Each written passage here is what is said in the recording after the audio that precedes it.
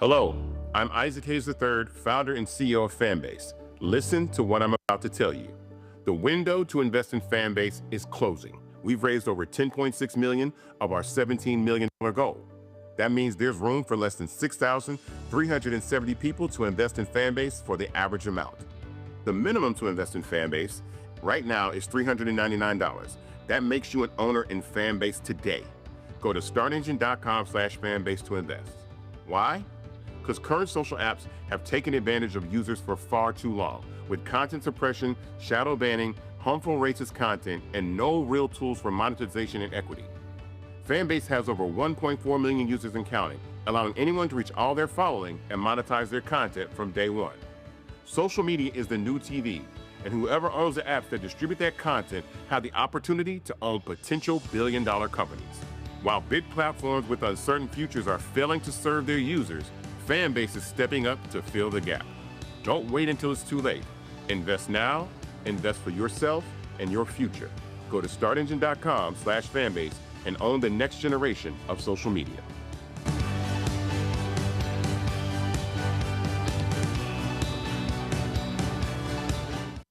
Folks, Black Star Network is here. Hold no punches. I'm real revolutionary right now. Support this man, Black Media. He makes sure that our stories are told. Thank you for being the voice of Black America rolling. Stay black. I love y'all. All momentum we have now, we have to keep this going. The video looks phenomenal. See, there's a difference between Black Star Network and Black-owned media and something like CNN. You can't be Black-owned media and be scared. It's time to be smart. Bring your eyeballs home. You dig?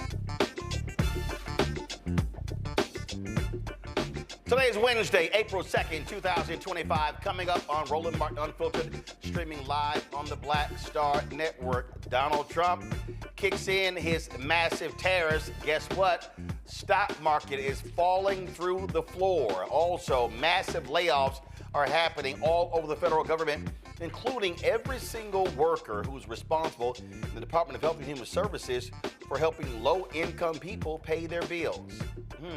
And I told you these people were in no ways pro-life at all. How many times I'm going to tell you? Democrats experienced big victories on Tuesday nights. Republicans won congressional races in Florida. And guess what? What happened to all of those stories about how bad Democrats are doing? There you go. Elon Musk, why did he spend all that money in Wisconsin? Well, he says that he wanted to stop the Democrats from gerrymandering. Oh, he got it wrong. That's Republicans. Town Dolton, Illinois. Guess what? They've got a new mayor after the disaster of Tiffany Henyard. She's now gone. And Massachusetts Senator Elizabeth Warren has launched an investigation into the Department of Education's plan to replace call centers with chatbots. Really? We'll also show you the moment when the Education Secretary, Linda McMahon, you know, the wrestling woman, she decided to crash a Democratic press conference. Well, she got hit with some questions. She couldn't really answer them. Plus, the countdown is on in St. Louis for the mayoral election. We'll discuss Black PAC's endorsement of incumbent Mayor Tishaura Jones. Folks, it is time. Oh, and we do have the Crockett Chronicles. Congresswoman Jasmine Crockett. Oh, did she bring the heat for Attorney General Pam Bonding? And she called crooked ass Elon Musk.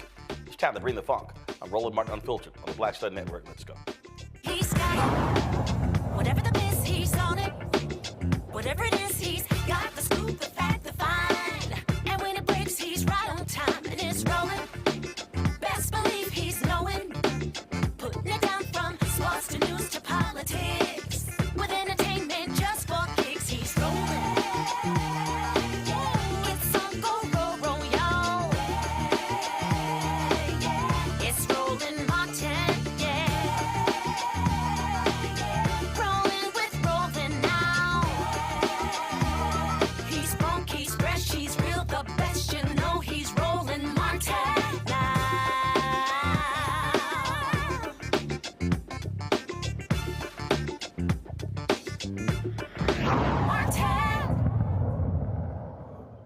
Folks, huge election last night. Big wins for Democrats in Wisconsin. Sarah Crawford beat back Brad Schimmel, the former Republican Attorney General.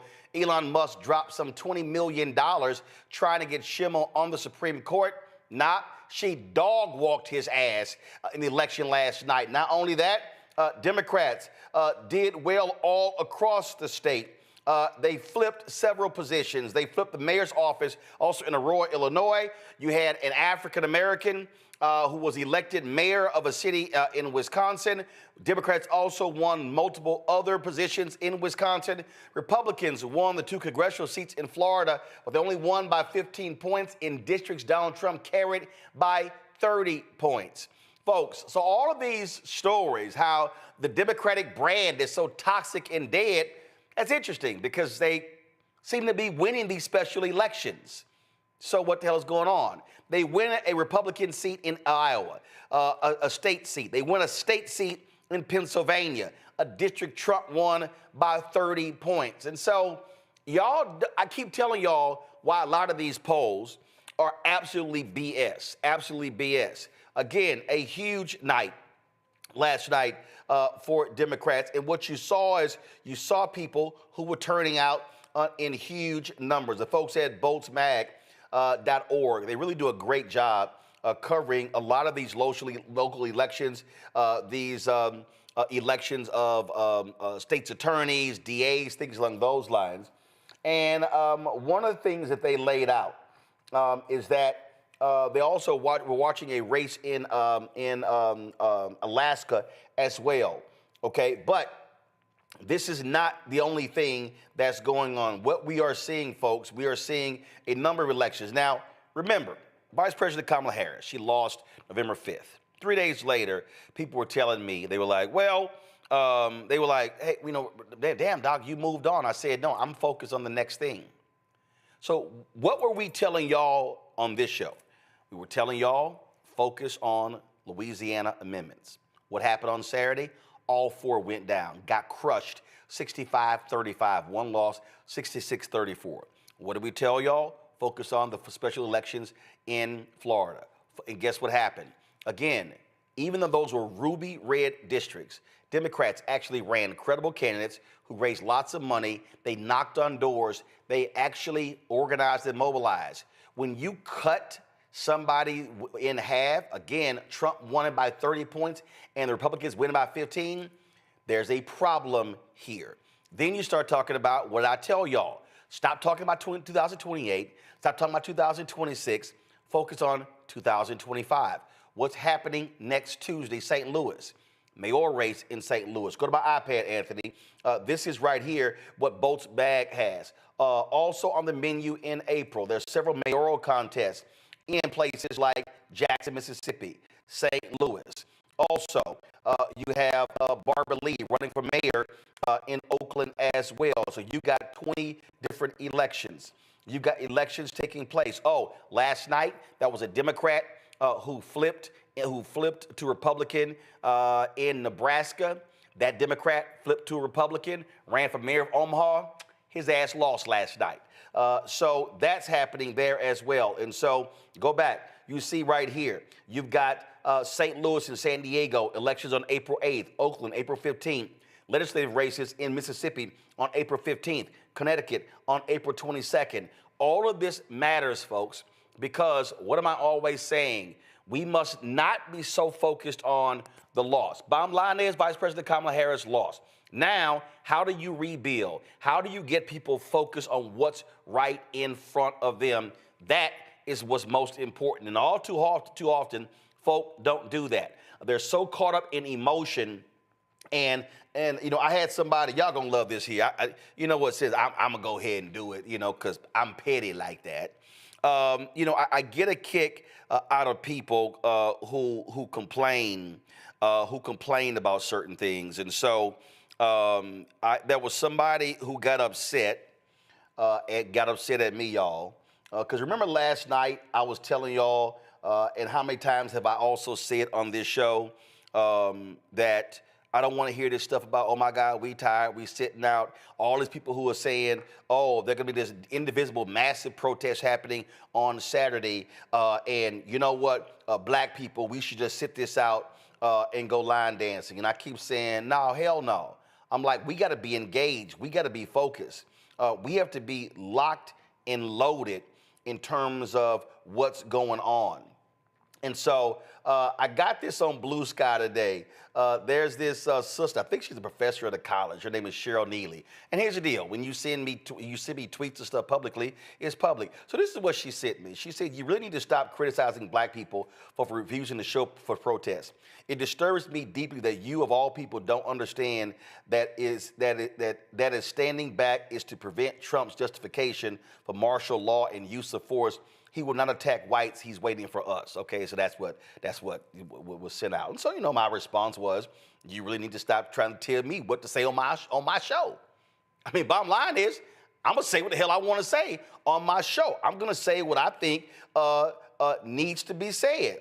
And then so she then said, I used to watch your show and was a subscriber. Your arrogance and rudeness is why I will no longer. I was talking about you, not your guest. Well, not a problem, Cheryl. Y'all, I responded, and that is your right. In the last month, Roland Martin Unfiltered, subscribers are up 100,000 and donations are up 200%.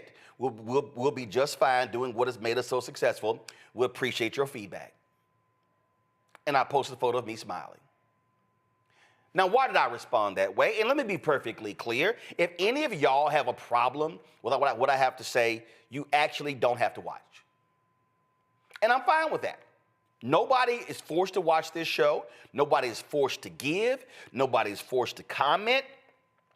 But the reason I have taken that position, the reason why I have said repeatedly, this is not a moment, let me say it again, this is not a moment where we rest, because there were people who came before us who were also disappointed.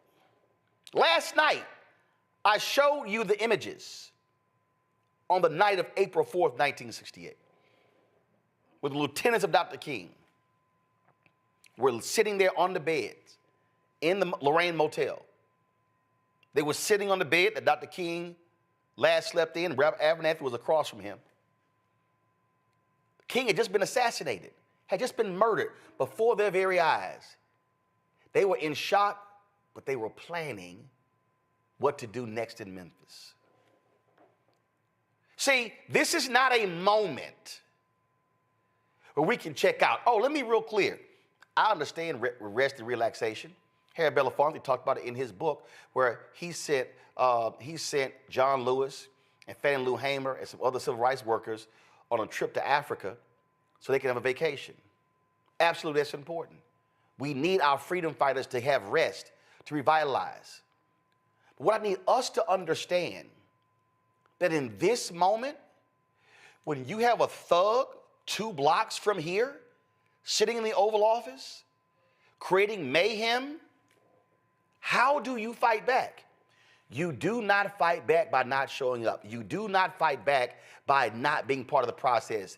We were highly critical on this show of African Americans who failed to turn out in the election that elected Jeff Landry, the MAGA governor of Louisiana, even with a black candidate running on the Democratic side. But black folks got the message. Power Coalition, Gary Chambers and others hit the pavement, did town halls. Black folks showed up, represented 37% of all voters in early voting. That's how those constitutional amendments got defeated. And so what I need us to understand, that I'm not having a Democrat-Republican conversation right now. I'm having a black conversation. And if you're not black, I'm having a conscious conversation. And what I'm saying is, this is a moment. We saw what happened. Trump is going to be there for 4 years. But guess what? He can be stopped. He can be stopped by taking the House and the Senate next year. See, so I don't care. If you're one of those folks, are you mad, you don't like that, oh, I said people be hitting me up. Roland, are you resting on April 5th? No. Should we rest? If you don't want to protest on April 5th with Indivisible, that's fine with me. But you know what you should be doing in St. Louis on April 5th? You should be hitting the pavement for Tishaura Jones, the first black woman elected mayor in St. Louis, who's going up against the white Democratic establishment in St. Louis on Tuesday, and they want Kara Spencer to become the mayor. That has to happen. In the fall, you may have the first non-black mayor in New Orleans for quite some time. See, I need folk to understand, and you heard me say this numerous times, voting in elections is not the be-all to end-all. I do not believe, nor have I ever believed, that voting solves everything. But voting does speak to power. We see what Trump is doing with that power. We see what Mike Johnson is doing with that power. We see what Republicans in the Senate are doing with that power. But what happens when you don't vote and your person loses? Then you don't have power. We saw last night what happened. Why is Wisconsin so critically important? Because now Democrats have a 4-3 majority on the state Supreme Court. Now in Wisconsin, you control the courts. Because if she had lost, it will be 3 Republicans, 3 Democrats, and the swing vote is actually a conservative who sometimes votes with the liberals. Now you got a 4-3 majority. Why is Allison Riggs' race in North Carolina so important? Political sisters on our panel, we'll get to her in a second. Why is that race so important? Because her victory is affirmed. It's 5-2, 5 Republicans, 2 Democrats. Next year, Anita Earls, black woman, up for re-election. Got to hold her seat, 5-2. Why is it important? 2028, 3 of these 5 Republicans are on the ballot. Why are we talking about how do we mobilize and organize? Because Ossoff is on the ballot in Georgia next year. Hold the seat. Okay, so what if the governor of Georgia, hugely popular, what if he runs and wins? That's why it's most important to organize and mobilize black people in North Carolina, beat Tom Tillis. See, I need our people to understand what is happening here. We literally have power if we use the power. Checking out does not guarantee you power. Checking in does. And they are scared to death of that. This Wisconsin election. Why was it important? Oh, Elon understood it. Because there's a lawsuit against Elon's company Tesla in Wisconsin. He needed Republicans to win. But he went on Fox News and he talked about why he was spending so much money. Listen to what he said. A small thing, and it's happening, ironically, of course, on April Fool's Day. This is not an April Fool's joke. This is very real. So a judge race election in Wisconsin will just... Democrats can gerrymander Wisconsin in order to remove 2 House seats from Republican to Democrat. Because of the razor-thin margins in the House, that would mean potentially a flip of the House from Republican to Democrat. That means at the next election, roughly less than 2 years from now, the House will then immediately take action to stop the president's agenda. And it's always worth reminding people the president was elected with a majority of the people of America, a meaningful majority of the popular vote. So all the president is trying to do is implement the will of the people. And they're trying to stop the will of the people through judicial trickery. And in fact, in general, there is a huge problem with activists that are actually politicians in judges' robes. And that needs to stop. It's undermining the integrity, the reality, and the perception of the integrity of the legal system of the United States.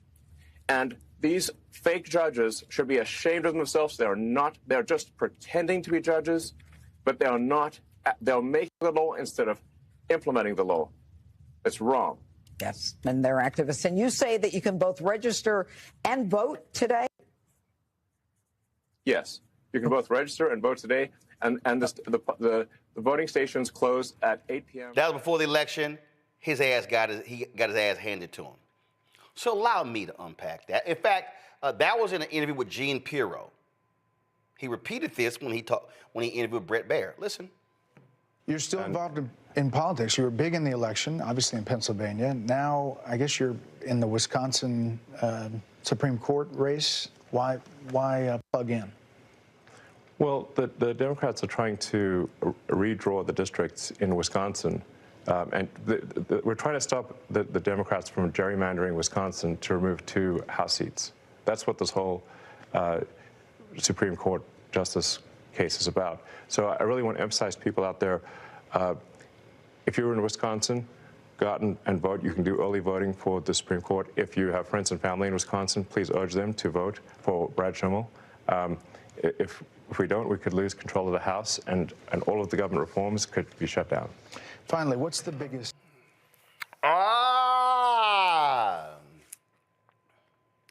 Elon Musk is a lying son of a bitch. The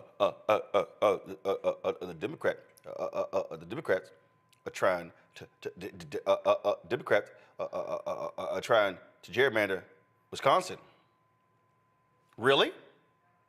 Anthony, go to my iPad. Stories dated November 25th, 2024. Wisconsin's GOP tilted congressional map results in unrepresentative delegation. Headline: the state's legislative maps signed by Governor Tony Evers in February closely reflected the will of the voters, but Republicans won 75% of the state's U.S. House seats. See, let me help y'all out with something. And we're going to go to Eugene in a second, to our panel in a second, and he knows this. He's a Republican. Wisconsin was ground zero for political gerrymandering. Let me tell you what the Republicans did. And you know who busted them on this here? And I think it was either in the New Republic or it was either in the New Republic or it was in the Nation. A Republican busted them. What the Republicans did was, there was a particular white Republican, and what they would do, and he went around the state. He died. The only reason we know what happened, because his daughter, who's a progressive, got his computer and she released the data. They were using computers and algorithms to actually draw lines in order for them to win. We've seen this in Ohio. Now see, I need y'all to understand politics. Normally when you see a congressional map, pretty much they're drawn, and we covered this before. In Louisiana. I mean, pretty much they're connected. Let's go to Ohio. This is Jim Jordan's congressional district. I want to show y'all what it looks like. Come on, pull the graphic up, guys. Y'all see this? Y'all see how this is drawn? This district is drawn like a snake in order to connect Republican voters and to freeze out likely Democratic voters to guarantee Jim Jordan is elected. That's how they also do it in Wisconsin. So what the let me tell you how the Republicans, how cold they were. What the Republicans did was they actually got together with the computer and they spit these maps out. They allowed the House and the Senate members in Wisconsin to go into a room, a secure room, no windows, to look at the maps. They had to sign in and sign out. Here's what this story right here says, and I'm going to go to it right here. Story says that Wisconsin voters split almost evenly in the November 2024 presidential and Senate elections. Both races decided by less than 1% of the vote. Now, why is that? Now you're like, well, hold up, wait a minute, hold up. Less than 1%? This is the whole state. It's the whole state. That means that Wisconsin, very competitive state between Democrats and Republicans. So I'm confused. How then, back to my iPad, Anthony, how then, though, in the congressional races, could you have Republicans winning 75% of the House seats? See, this is why Elon Musk is a liar. What happened was the Republicans politically gerrymandered the state House and the state Senate seats, and then they gerrymandered the congressional seats. I'm going to pull out. I need to stand up for this, y'all. Because, see, you got to understand how evil these people are. So what they did was they gerrymandered the maps.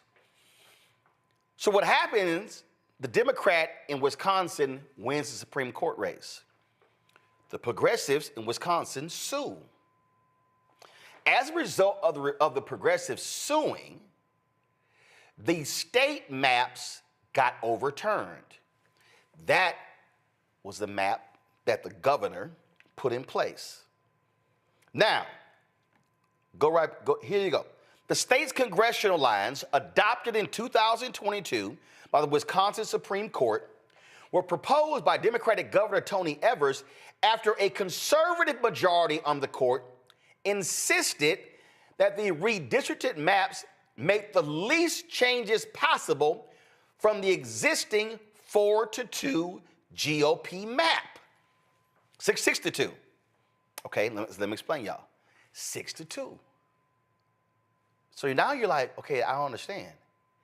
That's a four vote margin. Republicans right now hold the House by 3 votes. I'm gonna bring this to North Carolina because I need y'all to understand how this works. Now you're understanding how a state controls the congressional map. So now the state legislators control who's in power in D.C. So when Elon's, they want to change the maps. Yes. Because as opposed to Republicans having a 6-2 majority, Democrats say, let's create maps where they're even. And guess what? Whoever wins, wins. It might be 3-3. So check this out. Go back to my iPad. Look at this here. Both the Assembly and the Senate maps received A grades from the Gerrymandering Project with praise for their partisan fairness. Let me tell you how bad it used to be. It used to be that Democrats could win 55% of all the votes in Wisconsin, and they would still be in the minority in the state House and the state Senate. Did you hear what I just said? And not just in the minority, they had a supermajority. The only way that happens is through political gerrymandering. Now you might be saying, well, I don't understand. Supreme Court, Chief Justice John Roberts, in a decision based on a lawsuit from Wisconsin, said, Supreme Court, we got no role in political gerrymandering. That's left up to the states. Need y'all to hear me. So if political gerrymandering is now left up to the states, that means the state House, the state Senate, the governor, they draw the maps. The only people that can stop them from gerrymandering the maps is the state Supreme Court. Do y'all now see why Elon dropped $20 million? Because they now know the Democrats are going to file a lawsuit to change the congressional maps. That might lead to 1-2 Democratic pickups in Wisconsin and puts them closer to controlling the House and Hakeem Jeffries being Speaker of the House. You want to see the result? Go to my iPad, Anthony. Right here. With the new state maps in place, Democrats gain 10 assembly seats, leaving Republicans with a 54-45 majority. They also picked up 4 Senate seats, resulting in an 18-15 Republican majority. 16 of the chamber's 33 seats were on the ballot in 2024, The other 17 will be up for a vote in 2026. Elon Musk is a liar. Elon Musk wanted Republicans to continue to be able to control the Supreme Court so they could control gerrymandering. And you know what Republicans in Wisconsin did when Tony Evers replaced Scott Walker as governor? Scott Walker, Republican, Tony Evers, Democrat. They stripped power from Governor Evers. Oh, guess what? Lieutenant Governor of Wisconsin stripped his powers. Oh, the Secretary of State of Wisconsin was a Democrat. The Attorney General was a Democrat. Oh, wait a minute, hold up. Democrats won all of those statewide seats? How could they keep losing the House and the Senate? How could they keep losing congressional seats? Because of gerrymandering. Guys, you can't gerrymander a statewide election, but you can gerrymander, political or racial gerrymander, congressional seats, state House, state Senate. So now let me go to North Carolina. Why is this so critically important? Because that's what Republicans did in North Carolina. Republicans in North Carolina had a 10-3 majority. Bishop William Barber, others fought it. Democrats got control of the governor's mansion, but more importantly, they got control of the state Supreme Court. That's when Sherry Beasley was Chief Justice. Democrats control it. They rule against racial gerrymandering, and guess what happened? In North Carolina, it went from a 10-3 Democrat-Republican majority to 7-7. Do the math, y'all. That's 4 seats. Guess what? Sherry Beasley ran for Chief. She was appointed Chief Justice. The white Republican got mad because he thought he was in line. Election time, Beasley runs statewide. The Republican beats her. Had she won, Democrats could have had a 6-1 majority in the state Supreme Court. I'm gonna make it even worse for a political system. Knows this. We're gonna go to her in a second. The Republicans were so pissed off, they tried to take, y'all, the Supreme Court is the highest court in the state. They tried to take the power for the state Supreme Court and give it to a lower court because Republicans control the lower court. How you gonna take the power of the highest court in the state and give it to the one underneath them? That's like saying, CEO, we're gonna take your power and we're gonna give it to somebody who's underneath you. Guess what? When Beasley lost, Democrats had a 4-3 majority. The next election, it flipped, 4-3 Republican. The next election, 5-2. So guess what happened? The Republicans politically gerrymandered the districts in North Carolina. Supreme Court couldn't stop them. The Republican Supreme Court allowed it to happen, and that's why it's now 10-3 in North Carolina. Boom, right here. Anatomy of a North Carolina gerrymander. A new congressional map takes the Tar Heel state from having one of the fairest maps in the country to its most biased, and voters of color are among the big victims. This is a piece from the Brennan Center. This is October 2023. What does it say? When states redrew congressional maps after the 2020 census, North Carolina was one of the nation's big success stories. That's not because lawmakers drew fair maps.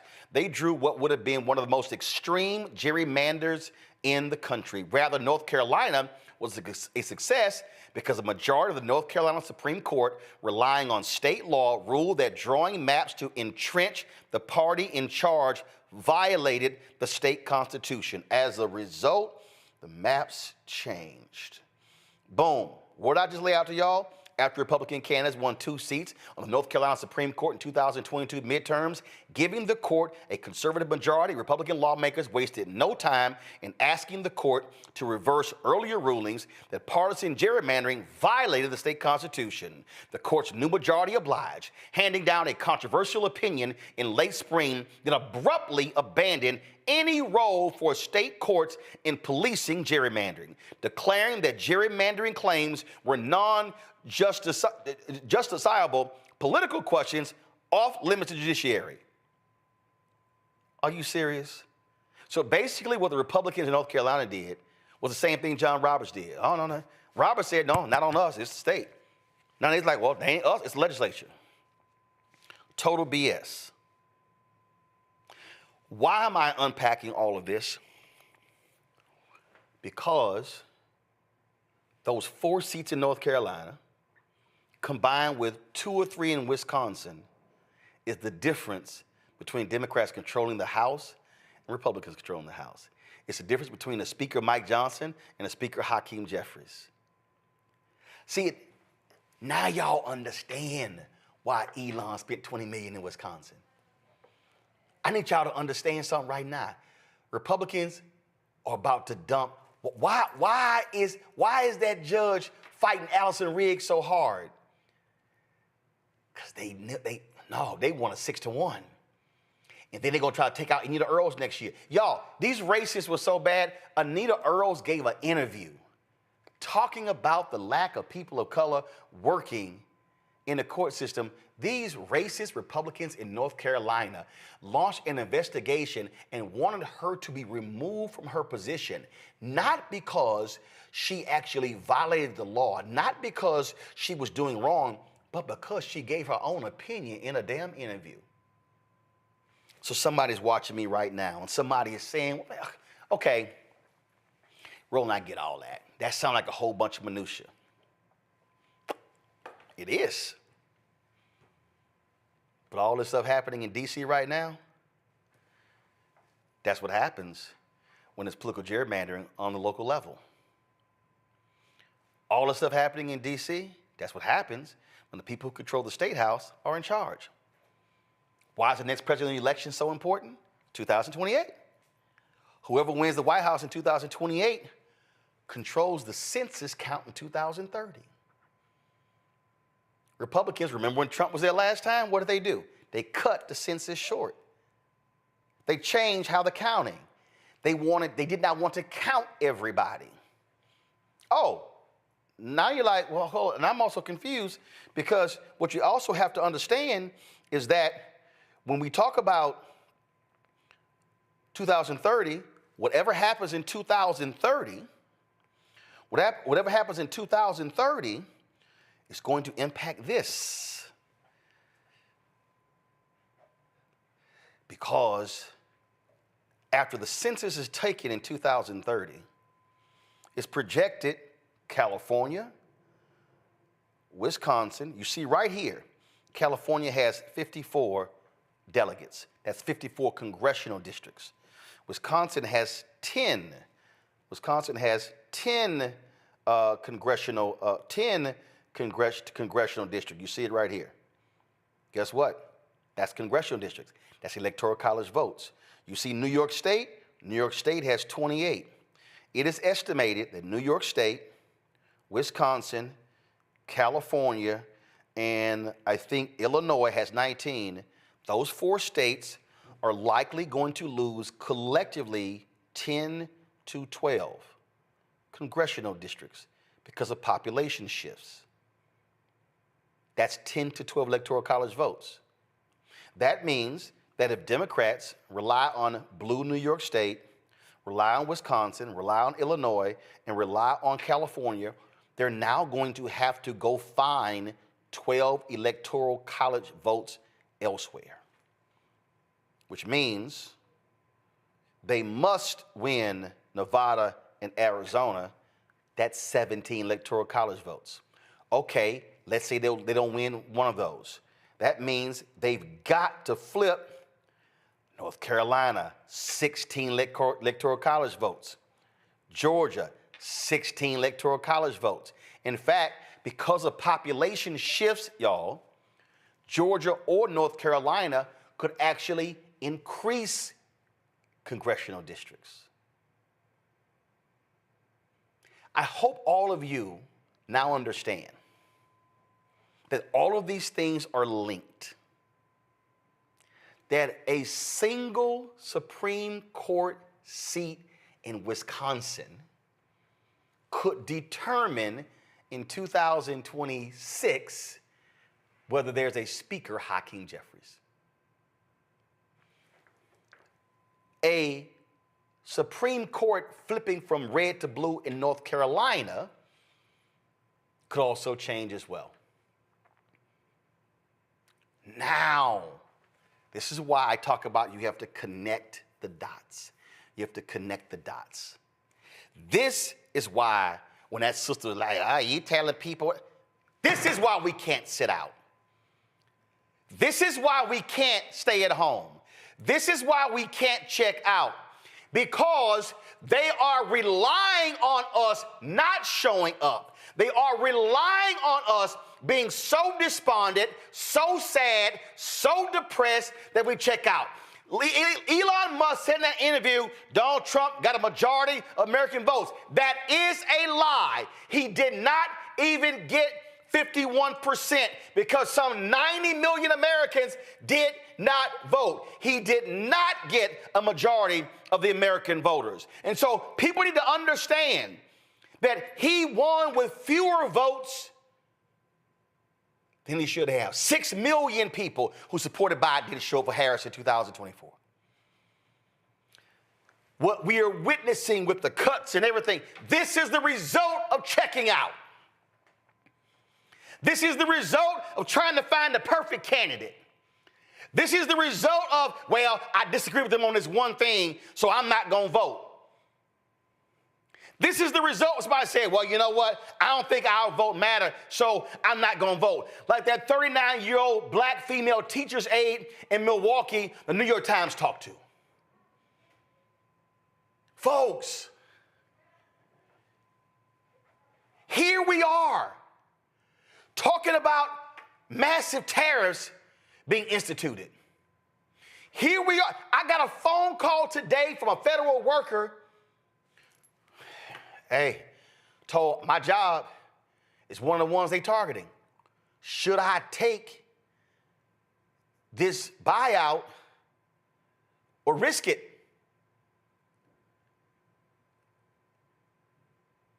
Massive amounts of people losing jobs, getting fired, services getting cut.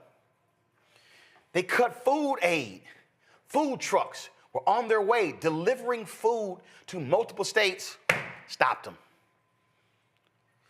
That is the result of us sitting out and checking out. So excuse the fuck out of me, Cheryl, if I tell people absolutely do not check out. Scientists are being fired from the CDC. Scientists are being fired from the Health and Human Services. People that protect our water, our food supply, are getting fired to give oligarchs and billionaires more tax cuts. And you want to trip because you don't like me saying people shouldn't be checking out? There ain't a black person in America who can afford to sit on the sideline. Oh, I know we got some folk with money. I know Adam Pac-Man Jones is MAGA. I know the other fool, AB. I know Le'Veon Bell, these other little people, these other little folk running around. No, y'all. This is not the moment. This is not the moment. And see, I don't want to hear no FBA, no ADOS. I had somebody sit here and say, well, Cory Booker wasted all his breath yesterday. He should have talked about reparations for 24 hours. See, here's how that's even stupid.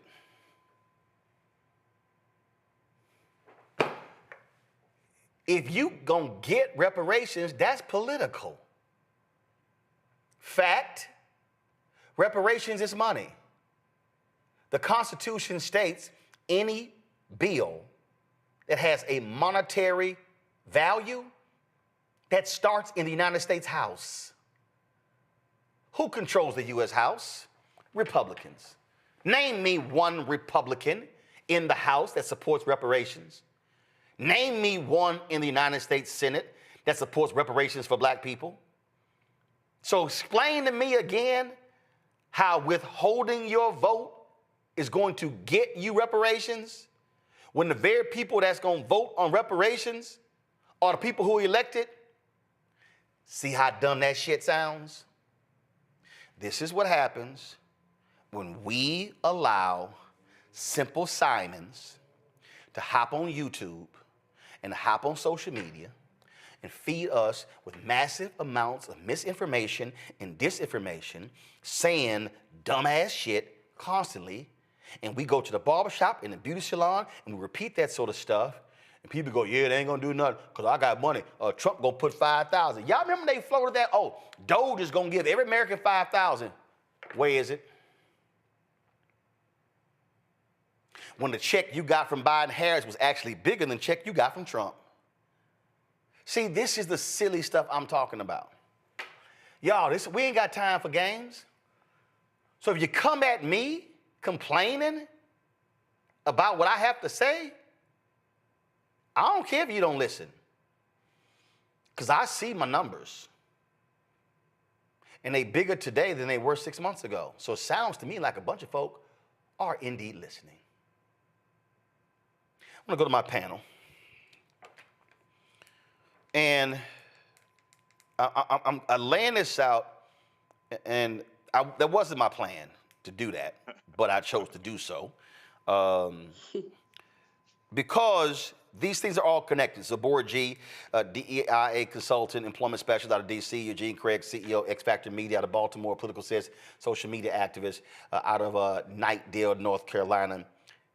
It's connected. It's connected, Eugene. The local vote, the state vote, the Senate Supreme Court, the state rep, the state Senate, the governor, the U.S. House, the U.S. Senate, the president, federal judge appointees, cabinet appointees, all of this is connected. It's more than connected, right? Because we can even go back a decade to when Scott Walker gets elected governor. Reince Priebus takes over the Wisconsin GOP and then eventually takes over the RNC and then implements this nationwide, right? And then the other part is this, I'm glad that you laid it out because now people understand why state house elections are so important. Because at the end of the day, even if your state has an independent map drawing commission, the state house still has to eventually accept or reject the map that's drawn and presented to them. And a lot of times, a lot of these state legislatures, they don't want to cede that power to an independent commission. Ohio. Florida's another one, Georgia, where they can, hey, we can still draw our own maps, and then we can draw our congressional maps at the same token. So I'm glad, I'm glad you laid it out. It's a lot happening in real time. I feel like every time we're here together, Roland, especially in the regular Douglas show, that the stock market's in free fall. And Trump did some wild, crazy shit, today with the tariffs and whatnot. But guess what? We don't get to a point where Trump can implement tariffs if people did their job in 2024, right? If people weren't, bullshitting on the sidelines, if people actually, went and turned out that one other neighbor, if it wasn't, oh my gosh, she's so bad on Gaza, Biden's so bad on Gaza, when, Trump literally is on the other side ready to say, you know what, blow the shit up and fuck around and let's turn it into a paradise, for white Israelis, right? So, we are still in the find out part of the equation of the fuck around and find out. But it all does go back to how maps are drawn, who has control of power, and who has control to exercise that power.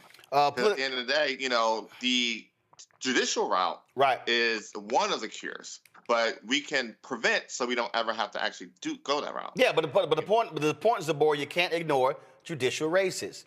I love when these fools, let me go ahead. I got some little dumbass Leon something like Roland Martin is a paid Democratic shield. No, fool. I'm here talking about black folk. I'm talking about how we get stuff happen. And so I don't really give a damn what you think, because here's what I do know. The Republicans are showing me right now, they don't give a damn about black people. Look, we've covered the story.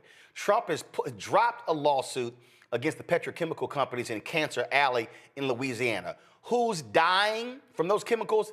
Black people. Trump has pulled out of a voting discrimination lawsuit in Texas that limited black and Latino voting power. Trump pulled out of 2 discrimination lawsuits in Texas as well, one dealing with housing. So silly, simple Simon asked Leon, here's what I can show you, Leon 215. I can show you numerous examples how Donald Trump and MAGA are specifically targeting black people, and you ain't saying a damn thing. Zabora, go ahead. I mean, these local elections, these special elections are just national issues in disguise. Like at the end of the day, our healthcare is under attack, education is under attack, DEI is under attack. Every right that a black person has, and you add all of the intersectionality of having disabilities or having LGBTQ issues, all of our issues are overlapping, and if we don't get out, vote, if we don't organize, I'm at Howard, we're doing things like going in the community and just telling what we know. So right. It's time for all of us to get out and go do something. So what you gonna do? Are you gonna sit at home and complain and tweet? Or are you gonna learn something? Are you calling your congressman? If you don't know where to do it, go on the app, call 5. Are you looking and making sure you checking the misinformation that's out there? Are you telling people how to do it? They have the new digital green book. Like, people don't even understand the historical things that have happened to us to understand how these things are happening to us right now. And all they're doing with stacking judges and trying to get us to not vote, right, or to not have the power to vote. Our visibility is our power. If you don't get out and do something, tell your neighbor, tell your friend, tell your sister them, your mama them to do something. What are these preachers doing? Where are their town halls? We don't got to wait for a council member to come here and do a town hall. We did one where we were just talking about, hey, boom, what are those executive orders? How they impacting us? What y'all gonna do about it? All right, write it down. Write the vision and make it plain. Let me see how you gonna really stand up for your people that complain about it every day. Yep. See, political says, I had a call last night. Brother asked me, was I coming to Sharpton's National Action Network Conference, which is in New York, April 4th. I said no. One, because I have other things I'm doing. But he told me he was a pastor, and he said that there's a panel on Friday called The Black Church in the Age of Trump. I said, don't waste time with a bunch of bullshit. He started laughing. I said, I'm asking you to do this when you go to that panel. I said, the only thing that y'all should be discussing at that panel on Friday is NAN creating a black church organizing committee in North Carolina to begin right now identifying how many black folks are registered, who's not registered, and beginning a massive education, information, enlightenment campaign, but for the next 7 months, and then preparing for the primaries and taking Tillis out. And let me remind people, Tom Tillis is the architect of the voter suppression laws in North Carolina when he was in the legislature. I said, and y'all should be creating a NAN organizing committee in Georgia. I said, because Brian Kemp is going to be a formidable foe against Ossoff. I said, and that's what it's all about. I said, I don't want to hear nothing else. I said, I'm not interested in bullshit talk that has no purpose.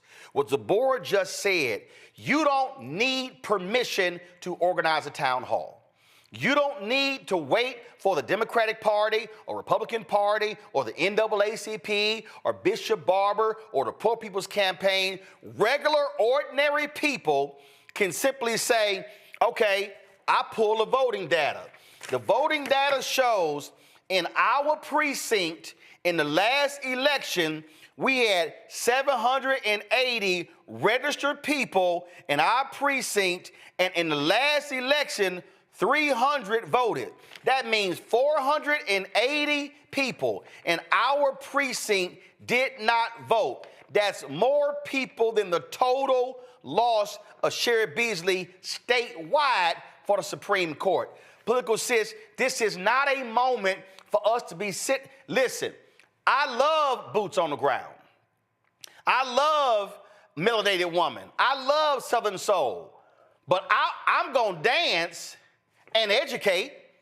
I'm going to dance and enlighten. I'm going to dance and inform. I'm down with dancing on Saturday night, but goddamn it, Saturday morning and Saturday afternoon, it's going to be some freedom classes. This is not an optional thing for us.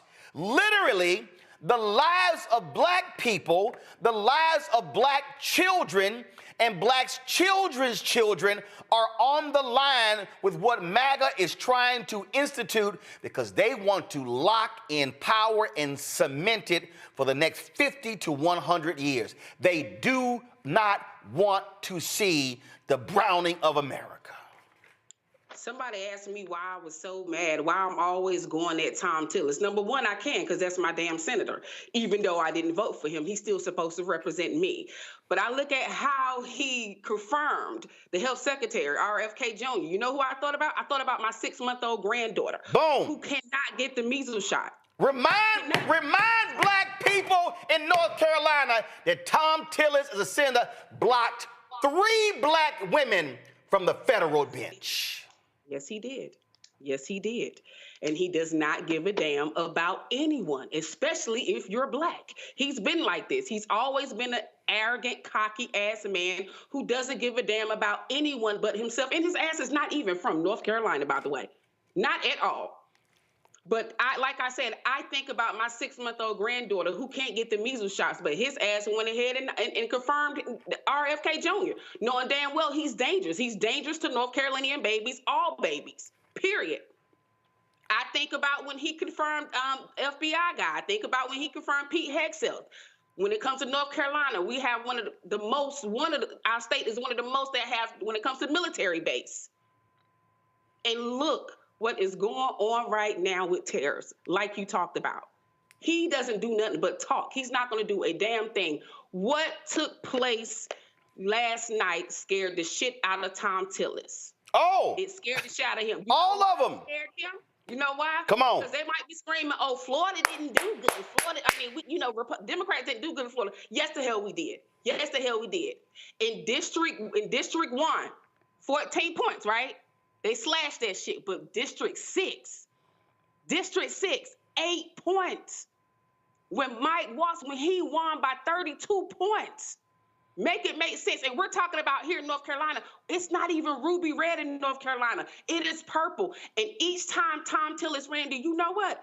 He did not win by 10 points, not 9 or 8 points, no more than 4 or 5 points. So he is scared right now.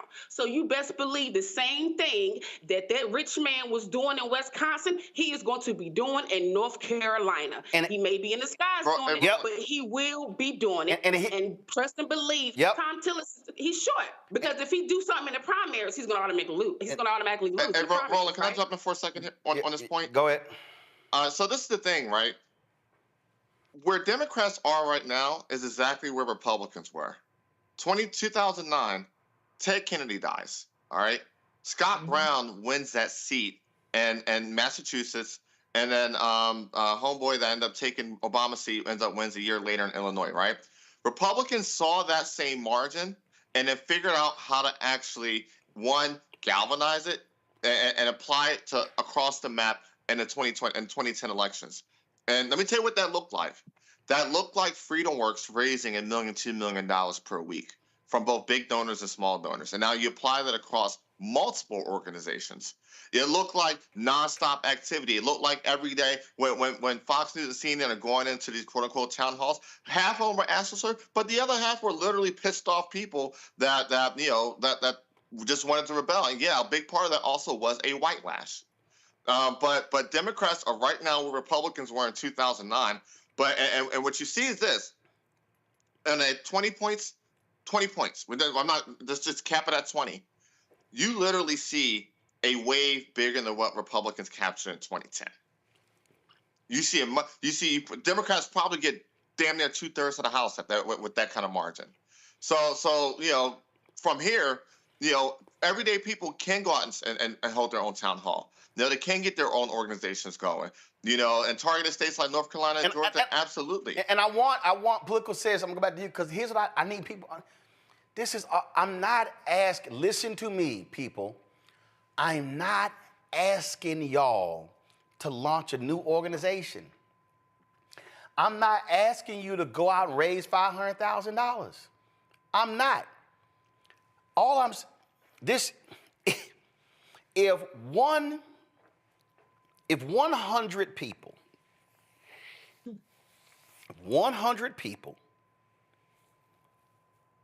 say, I'm going to touch 25. Everybody listen to me right now. You know 25 people in your city. You do. If 100 people said, I am going to personally commit to touch 25 people, that's 2,500 people. So now, if that happens in 100 different places around the state, we now are talking about a lot of people. Elon's gonna dump money. Republicans are gonna dump lots of money, but I keep telling y'all, you might be a billionaire, but if you live in that state, all your ass got is one vote. The multiple votes of low-income, working class people can beat back billionaires any day of the week. Because all they got to say is, y'all keep running them ads, we ain't listening. Y'all can keep putting them billboards, we ain't listening. We going to take your ass out at the ballot box. Political says, this is all I'm saying. And I need people, when I was in North Carolina, vice president, Negroes were afraid to call it the black belt. We were putting the flyer, oh no, you're coming to, no, I said, put the black belt on there. It's called the black belt. They would have came. See, y'all. Roland, you know how I feel about Tom Tillis. You know when I've sat there and I said nobody's running against him. No one has said anything yet. And here it is, just because next year they want to wait to the last minute to do something. Now is the time to do something. We got to be, I got to. You don't, I was saying you don't have to start an organization, but here's the thing. Like, you know, TikTok, all that, okay, that's good. Content, okay, that's fine. But you know where I'm more comfortable at is when I'm in my hood, right? When I go drive 2 hours away from where I live, I go in my hood because I know damn well I know more than 25 people. And let me tell you something, people in my hood in Eastern North Carolina, they are connected. They are on it like I've never seen it before. And you best believe now I go on Facebook and I post stuff because they want to stay informed. People will listen. You just have to go to them. So I want, let me see, y'all, I'm using North Carolina as the example because I need y'all to understand something. So go to my iPad. You look about North Carolinians. Yeah, go to my iPad. So I want y'all to look at this map here. I want y'all to understand this map right here.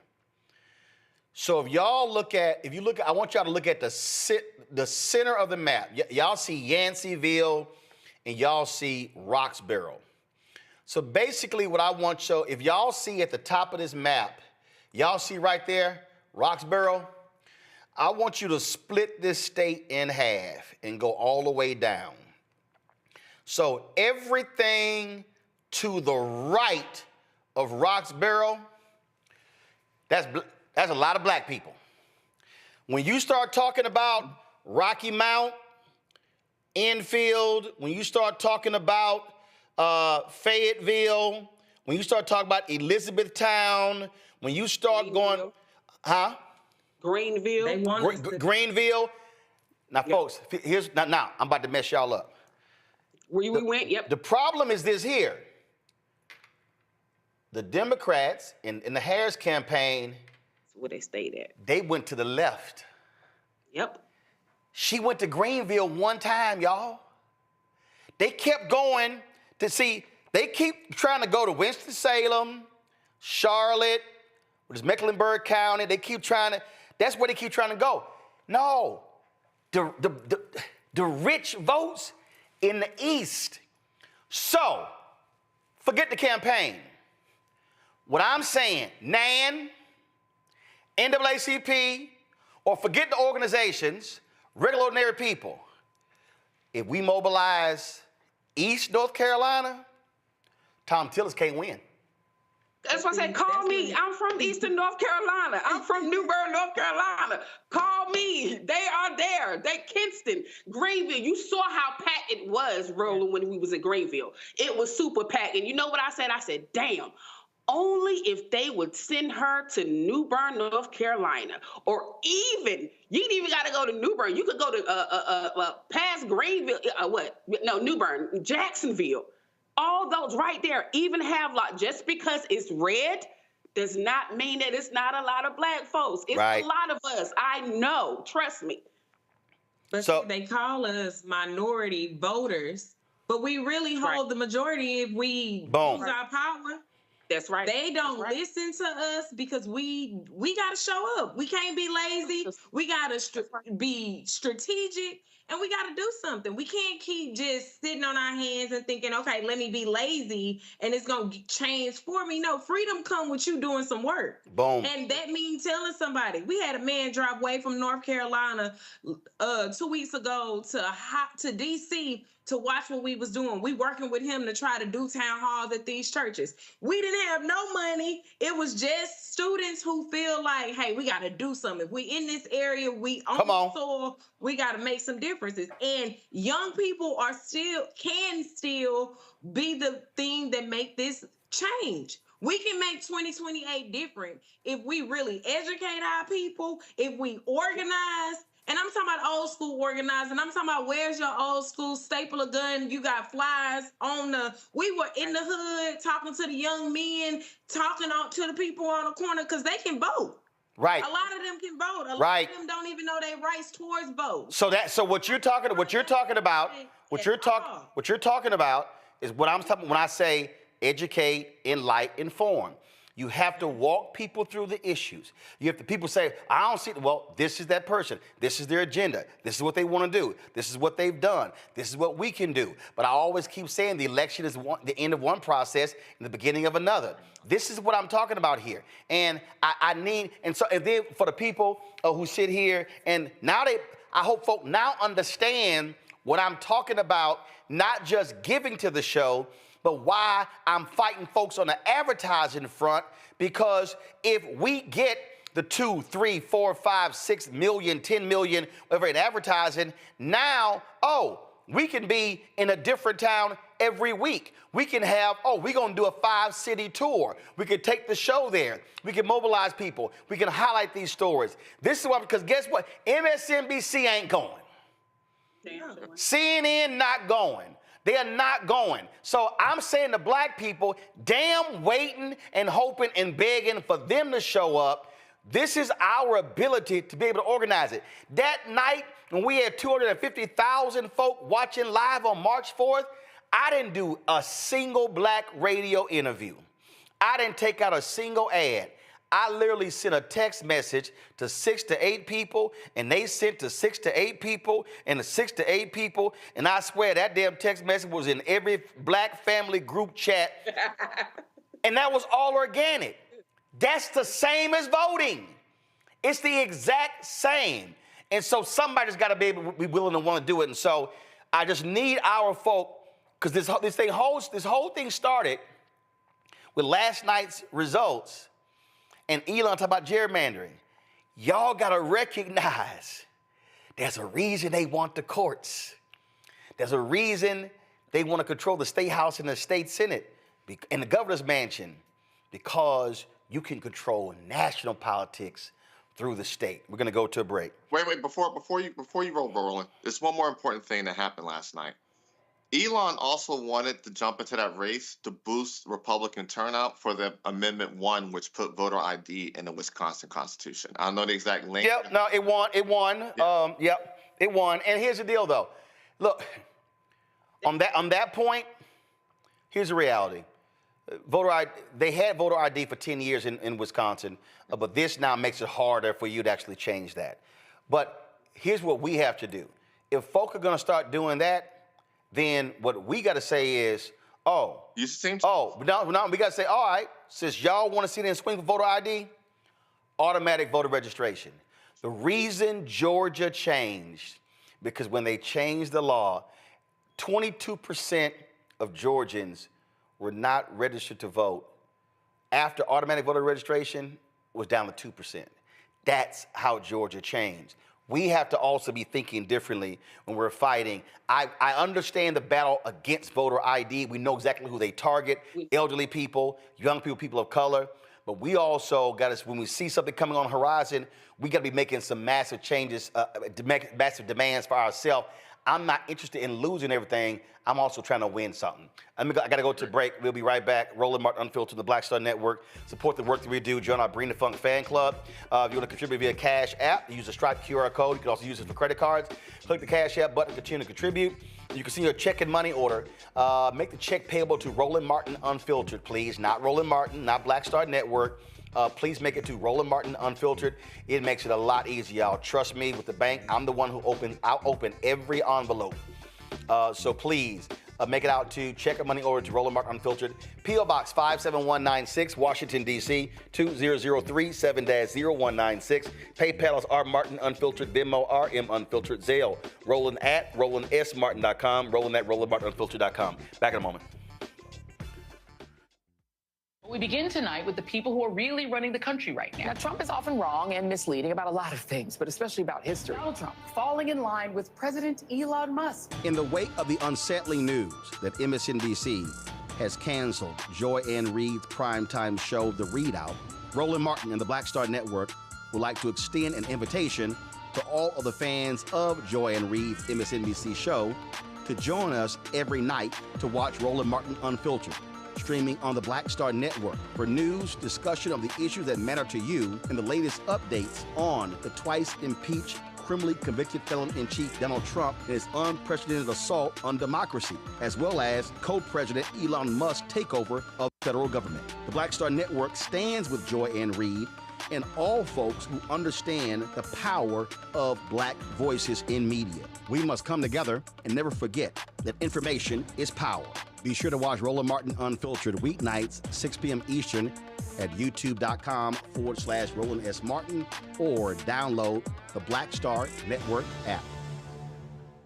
This week on the other side of change. The economy is not working. Trump's got trade wars, recalls, the price of groceries are through the roof, and there is a better way, there is another way. Join us as we talk more about it and we reimagine something better on the other side of change. Only on the Black Star Network. Next on the Black Table with me, Greg Carr. Brown versus the Board of Education. The history books call it the court decision that ended racial segregation in American schools. But a brand new book, Jim Crow's Pink Slip, uncovers a devastating unintended consequence of that 1954 Supreme Court decision.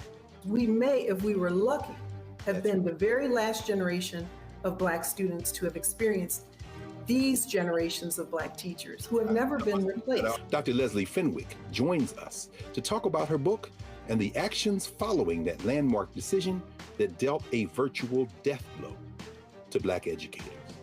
That's next on the Black Table, right here on the Black Star Network. What's up, y'all? Look, Fanbase is more than a platform. It's a movement to empower creators, offering a unique opportunity for everyday people to invest in Black-owned tech, infrastructure, and help shape the future of social media. Investing in technology is essential for creating long-term wealth and influence in the digital age. The Black community must not only consume tech, we must own it. Discover how equity crowdfunding can serve as a powerful tool for funding Black businesses, allowing entrepreneurs to raise capital directly through their community through the Jobs Act.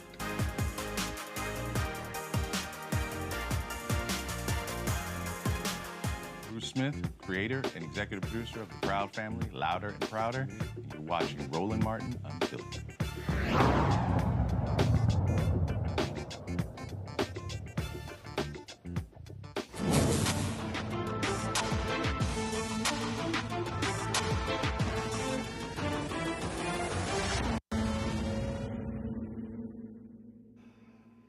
Hashtag Team Whip That Ass show up today on Capitol Hill, embodied by Congresswoman Jasmine Crockett. She did not mince any words when it came to Elon Musk and Donald Trump, but also his Attorney General, Pam Bondi. Now recognize the ranking member of the subcommittee, Jasmine Crockett. Thank you so much, Mr. Chairman. And I first just want to begin with a news alert. Guess what? Joe Biden is not the president anymore. So maybe we can move on. Maybe we can move into the present, because it seems like we are living in the past. And listen, these are not the good old days, you know, like you used to sit around and your grandparents would talk to you about what used to happen. What we need to be talking about is how we are going to legislate, because I think that some of my colleagues have confused what our jobs are. And I get that we're sitting in judiciary. And so it may seem as if we are here to be litigators, but we are here to be legislators, which means that we are supposed to be writing laws, not trying to have our own trials and determine whether or not something is true or not, or whatever the case is, or who should be sued, who shouldn't be sued.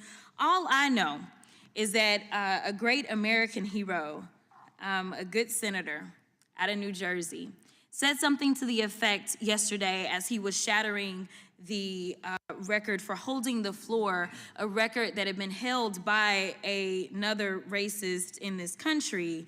As he shattered that, he said something about the fact that this should not be about left versus right. It should be about right versus wrong. And I am going to tell you that I want us to focus on right versus wrong. The reason that we are struggling right now in this country as it relates to people not trusting agencies, honestly, a lot of it is because of elected leaders. Let me tell you, one of the things that the chairman and I actually agree upon, we don't agree on a lot, is that we both know that there has been a sharp incline as it relates to threats upon our lives. Regardless of what side of the aisle you sit on, we both know and agree that as sitting members of Congress, we both are enduring more death threats than anybody should in this country. And I believe that it is because of the divisive rhetoric, and it is because of the selective enforcement of things. And so when we have, and I'm gonna be clear, because I had remarks and I'm going a whole other way. To have the sitting Attorney General go on, and I'm gonna call it faux news. I know some of y'all love it, but it's fake to me. To have her go on Fox News and to then decide that she wanted to send a threat to me, it was wrong. Because here it is, she is the highest law enforcement agent in this country, and people are watching and they are consuming this information, and they are believing that simply because I decided that I wanted to exercise my right to free speech, which I am not abridged from doing, that she then wanted to then politicize something that should not be politicized. I don't like Elon Musk. I'm gonna say it 50,000 times. I don't like him. I don't like that he going out there and he firing people. I think that he's a crook, because somehow the rest of us can't sit around and get whatever federal contracts we want. The rest of us can't sit around and get law enforcement and get them somehow ordained as federal law enforcement to protect him. The rest of us can't get our dealerships protected by the federal government. That is somebody that is operating above the law. For whatever reason, just because he has a lot of money, more money than everybody else. And yes, I am happy to see that on my birthday, which is what I said, there were peaceful protests around this world against him, because he is a problem. And so you never should have somebody that is sitting that high and is going to sit up here and threaten a sitting member of Congress when she knew good and well, if she watched the entire thing, that I specifically told protesters to make sure you consult with lawyers, just like I've told protesters over and over and over in the history of me advising people to go out and exercise their constitutional right. The fact that there are other sitting members that have received letters of threat from this new DOJ tells me that they are about retribution and they are not about following the law. The reason that our party, or I won't even say our party, our country is torn apart is because we can't even agree on right versus wrong. This should not be left versus right. The only thing that we're asking is that we have law enforcement that will show up when there is an actual crime. If somebody calls and says, hey, I need you to investigate this cybercrime, or I need you to investigate this child pornography, or I need you to investigate this robbery, then we want somebody to show up, and we don't want them to look at us and act as if just because I'm black or because I'm woman, that I am not worthy of having that case investigated, because we have an administration that is continuously railing against diversity, equity, and inclusion, or we don't need people that show up that feel like diversity should not be valued. That is why we should have somebody that may show up and looks like me. The final thing that I'll say, because you've been gracious, is this. When I first became a public defender, I had no criminal defense experience. And I walked in and I told my boss, Charlie, I said, listen, you should hire me. He said, why? I said, because I'm black. Charlie looked at me like I was crazy. And I said, let me tell you something. When I walk in, I'm gonna walk in with a level of rapport and understanding that maybe some of my other colleagues will not. Charlie offered me my job, and I worked my butt off, and I worked really, really hard for all of my clients, not just those that look like me, and that is what it looks like to serve. Thank you. Oh, I love it when all those folks just real silent, ain't got nothing to say. When Congresswoman Crockett just drops the mic. It's as simple as that. And yeah, she should have checked Pam Bondi, because that child, she spends more time on Fox News she does at the Department of Justice. But that goes to show you, Donald Trump, he's not actually trying to run the country. He wants to run a TV show. That's all this is. That's why Kristi Noem keeps playing dress up and going on all with the Department of Homeland Security, because once she discovered they have all those outfits, she thinks she's on a television show. These people have no business being in power. Unfortunately, they are, because a lot of folk stayed at home and complained and said Kamala wasn't good enough. What y'all saying right now? We're going to go to a break. Same thing happened in St. Louis. The question is, are we going to stay at home and not support Tishaura Jones for re-election as the mayor of St. Louis? We'll talk to leader of Black PAC next, right here on Roland Martin Unfiltered on the Black Star Network. Next on the Black Table with me, Greg Carr. Brown versus the Board of Education. The history books call it the court decision that ended racial segregation in American schools. But a brand new book, Jim Crow's Pink Slip, uncovers a devastating unintended consequence of that 1954 Supreme Court decision. We may, if we were lucky, have been the very last generation of Black students to have experienced these generations of Black teachers who have never been replaced. Dr. Leslie Fenwick joins us to talk about her book and the actions following that landmark decision that dealt a virtual death blow to Black educators. That's next on the Black Table, right here on the Black Star Network. This is Tamala Mann. And this is David Mann. And you're watching Roland Martin Unfiltered.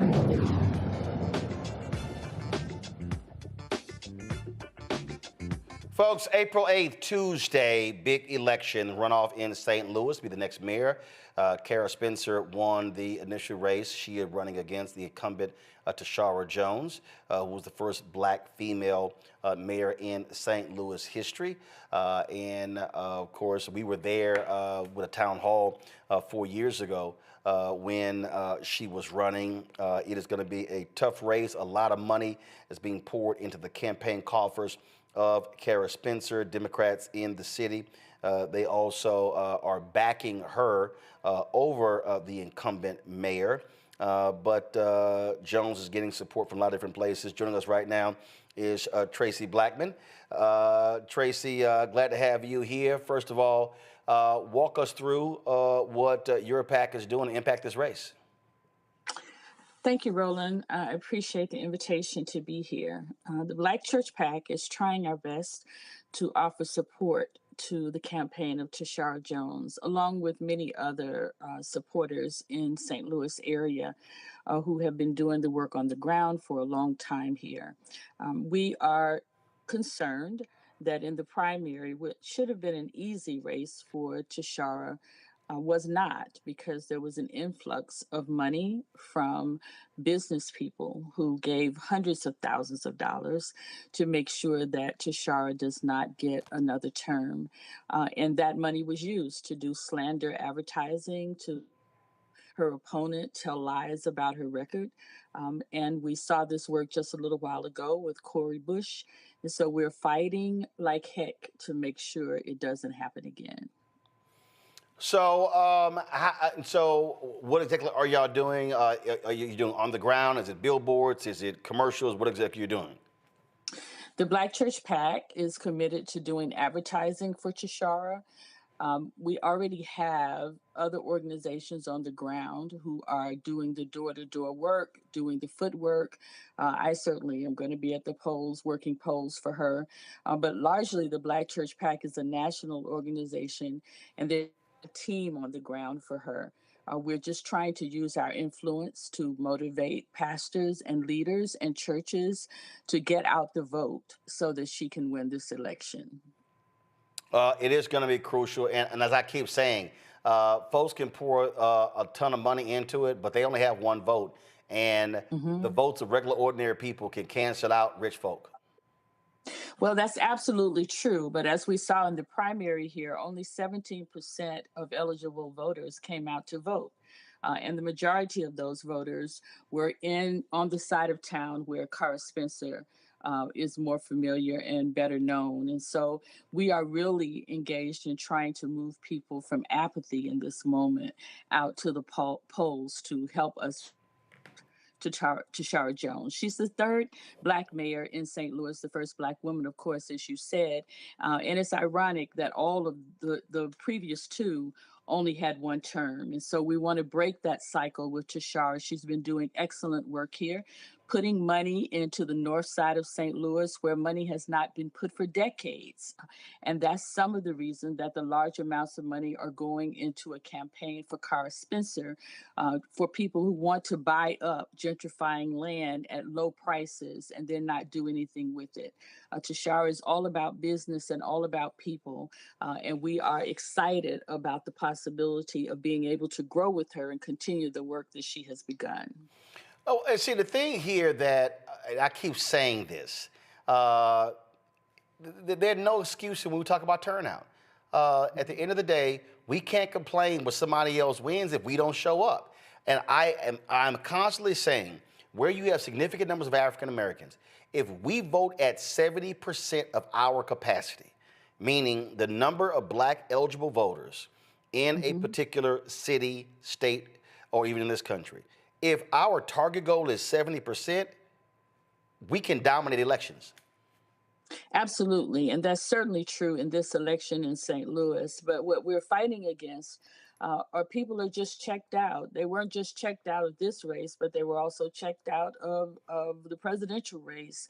And so we have a long way to go to get people motivated to come out. They don't believe that their vote matters. Another thing that I'm concerned about, Roland, that I will say here, is the lack of education that people have about voting. The last two times that I've worked the polls, people show up at the polls not even knowing that they should register before, right?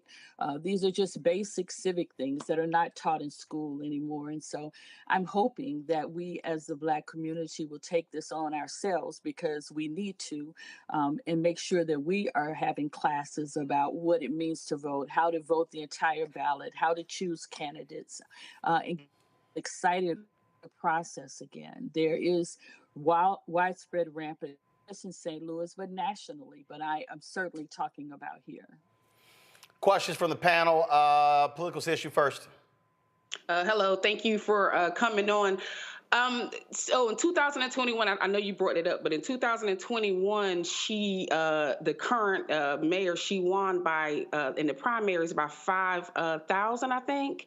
And then recently, Spencer, it was almost 23K to 12K. That is scary.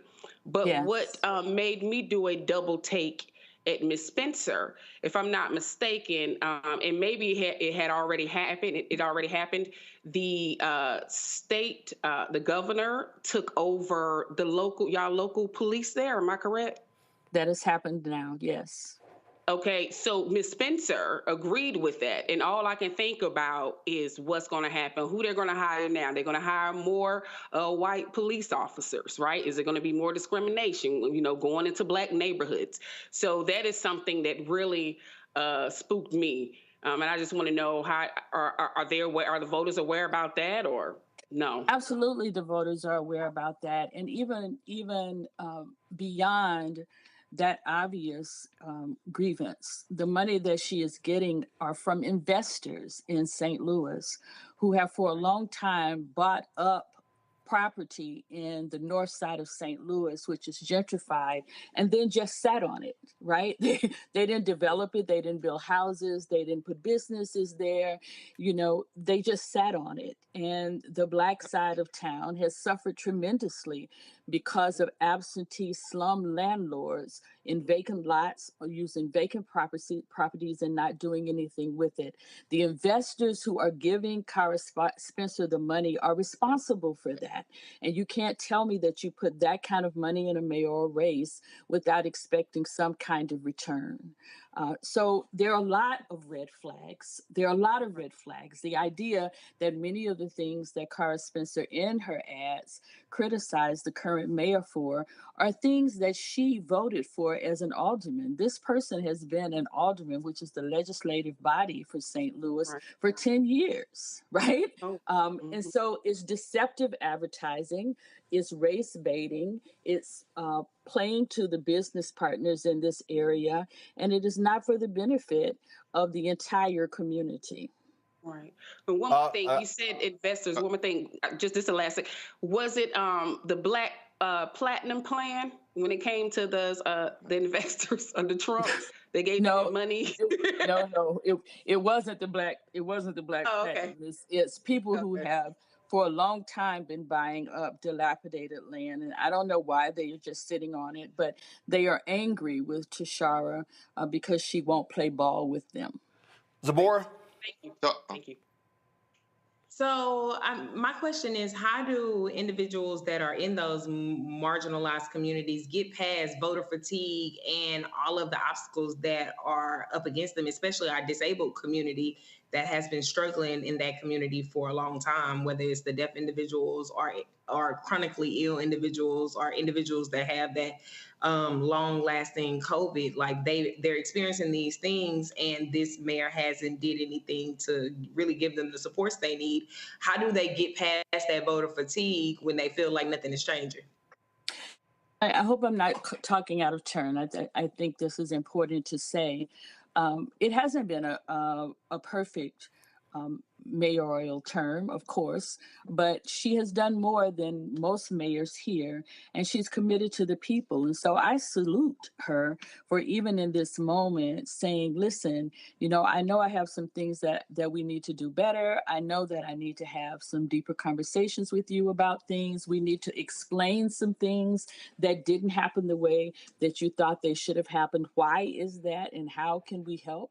But this is a mayor as money to hire lawyers to keep people from getting evicted who didn't have money to get evicted. This is a mayor who helped shut down the workhouse that was dilapidated and really toxic for young people who were incarcerated there. And so I feel that she has earned another 4 years. You can't undo 70 years of neglect in 4-year term. And so in Ferguson, in St. Louis, we have an expectation that whatever we think you're going to do, you should do it. And if you're not going to do it, you should come and talk to us about it. That's fair. And I think the fact that those conversations have been had and those agreements have been made, and in the street saying what we know is what we have is a whole lot better than what we're facing. And we're going to place our bets on Tishaura. Now we have to do the work to get them, not just to say that, but to get them from the House to the polls. And we're trying to do that. Some of the Greek organizations are helping and offering mobilization. Some churches are mobilizing people. We have organizations like Action St. Louis on the ground who are going door to door every day. And the Black Church is using our influence to behind the scenes and urge clergy people to have conversations about what's best for this community. Eugene? All right, so this is what I want. I want everybody get out the way except maybe Roland, because I'm about to name some names and call some people out. I don't got no questions. I got a couple statements. To Darius Jones and Ashley Bell, because what we're seeing right now is revenge against Tishaura for standing next to Cori Bush last year when the APAC crew and the black folk that run with APAC decided to tap Wesley Bell for that congressional seat. So to Darius Jones and Ashley Bell, you got about a week to figure out how you're going to protect Tishaura. That's the first thing. Secondly, because when Tishaura decided to take over the Bipartisan Justice Center and clean up the mess that Darius Jones and Ashley Bell created with trying to give Donald Trump an award on criminal justice reform behind the entire organization's back, it was Tishaura that came in and cleaned up everything and provided a safe passage forward on the issue of criminal justice reform from a black bipartisan standpoint. So what we're seeing right now is that APAC crew decided to come back and try to exert revenge on Tishaura for standing next to Cori Bush last year rather than the person they tapped. So this is my call to everybody. If you got some free time, connect with her campaign over the next week and make a phone call. Connect with somebody in St. Louis and make sure they turn out to vote. Because at the end of the day, Darius Jones and Ashley Bell, the Republican side and the Black Democrat side that runs with APAC, and essentially is that main primary plug and connection there, are essentially, because the fact that this is happening tells you that they aren't protecting her. I've been around for the last decade. I know it and I see it. We saw what we saw with Jamal Bowman, and people didn't really care about Jamal, so they let it happen. But Cori Bush was one of theirs. Tishaura was one of theirs. And the proof is in the pudding. When the 2020 Leaders of America, which then became the Bipartisan Justice Organization, right? Because Roland, hey, we were the first to cover it when everything went to hell. Tishaura was the one that stood up, handled tough questions, made sure the partners were okay, made sure, all the stakeholders were okay. And now, because, hey, she isn't laying down and getting down and just going along with the quote-unquote plan, now revenge is being exacted. So, yes, when you mentioned that, hey, a Reverend Blackman, that's why I want you to get out the way, because I want the heat to come on me, right? They come for me. I want to come for me. When you mentioned that, hey, it's certain players that are funding this, yeah, we've seen this playbook before. We saw it last year. We saw a couple other places. But my thing is this. There are players that have a quote-unquote seat at the table that can do things like protect a Mayor Jones, who deserves to be protected. She could have had a 20% approval rating. She deserves to be protected. So yes, that's all. I don't have any questions. I got a couple call outs.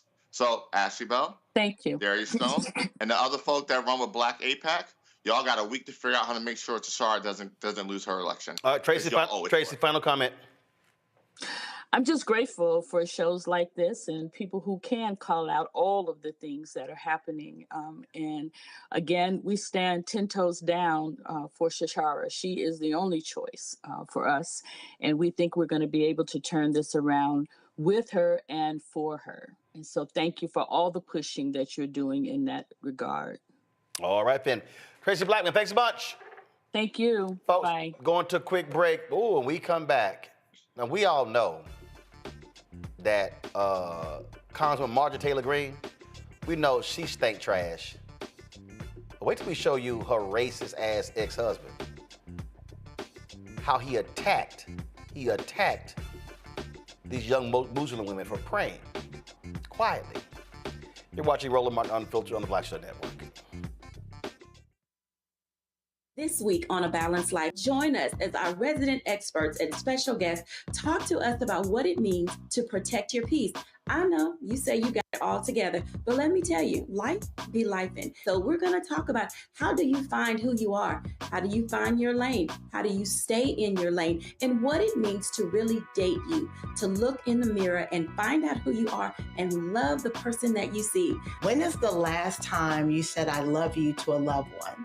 When is the last time you said I love you to yourself? That's next on A Balanced Life with Dr. Jackie here at Black Star Network.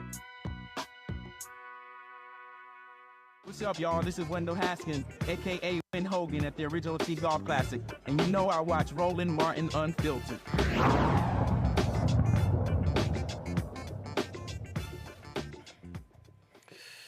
Boy, these racists, they sure are emboldened by this idiot Donald Trump. Take the ex-husband of Marjorie Taylor Greene, Perry Greene, driving his trash-ass dumpster known as the Cybertruck. These Muslim women are praying, and he decides to verbally attack them. Y'all want to see just despicable?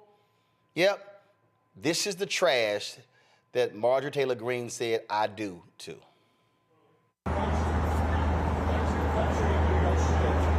That's really good. Go back to your country because y'all believe in crazy. Question your authority. Go back to your country, please. Okay. We don't hold y'all. That's perfect. Thank you. Yes. We don't want any Muslims. Okay. Thank you. No one brought anything to you, brother. It doesn't matter. I'm bringing it to you.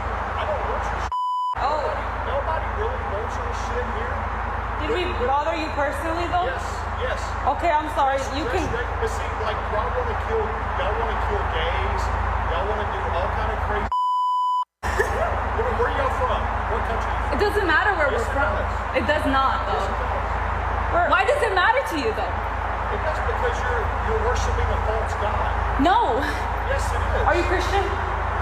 All right, that's. Question. Okay. American. Don't come from your great countries and act like you're gonna bring your here. Okay. Cool, bro. No.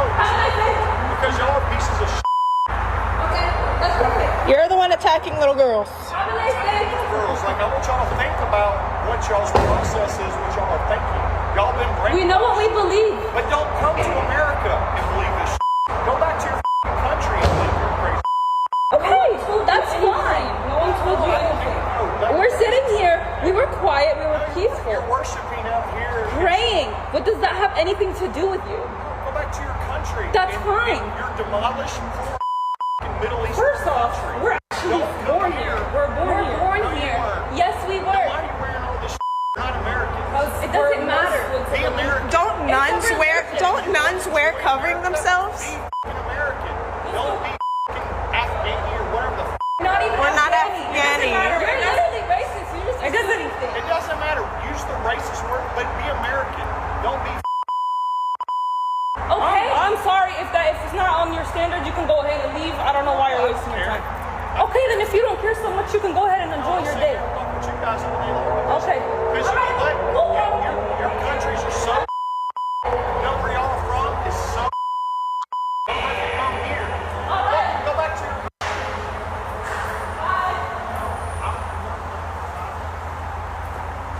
I can call the cops. If you're gonna keep harassing us, that's fine. What are you calling about? Just go about your day.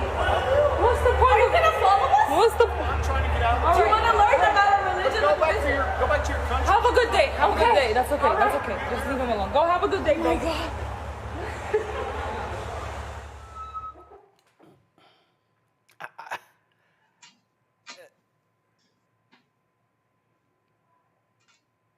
They are praying, minding their business, not sitting here, and this racist, go back to your country.